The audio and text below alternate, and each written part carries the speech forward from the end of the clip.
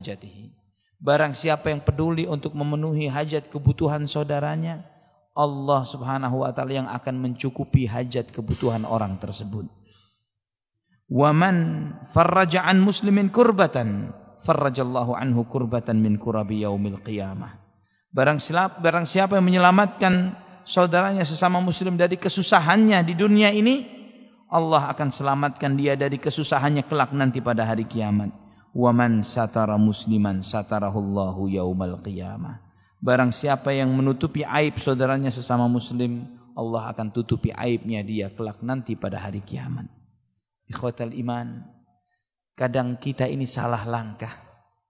Kalau kita lagi susah, mencari peluang ini, peluang itu, peluang ini, enggak dapat. Pintu-pintu rizki seakan sudah ketutup dari diri kita. Namun yang kita pikirkan, pintu rizki yang mana lagi yang kita coba akan cari.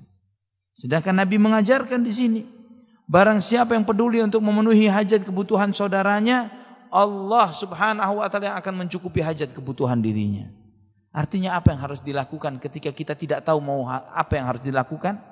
Ketika kita tidak tahu apa yang harus dilakukan, tidak tahu pekerjaan apa, peluang apa, coba cari kesibukan membantu orang. Bantu orang lain.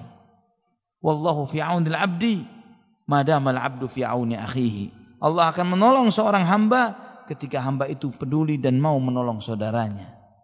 Cari kesibukan untuk menolong orang lain. Maka ketika antum sibuk mencari peluang untuk menolong orang lain, di saat itu Allah akan membukakan banyak peluang untuk diri kita. Perhatikan orang-orang yang sukses. Mereka yang sukses secara materi, secara keduniaan, mereka karena memulai kehidupannya dengan memikirkan apa masalah orang dan bagaimana menyelesaikan masalah orang tersebut. Semua fasilitas kehidupan yang kita miliki, timbulnya adanya adalah dari masalah. Misalnya blender misalnya. Ya, apa masalah yang muncul sebelum ada blender? Susahnya menghaluskan bumbu masak misalnya.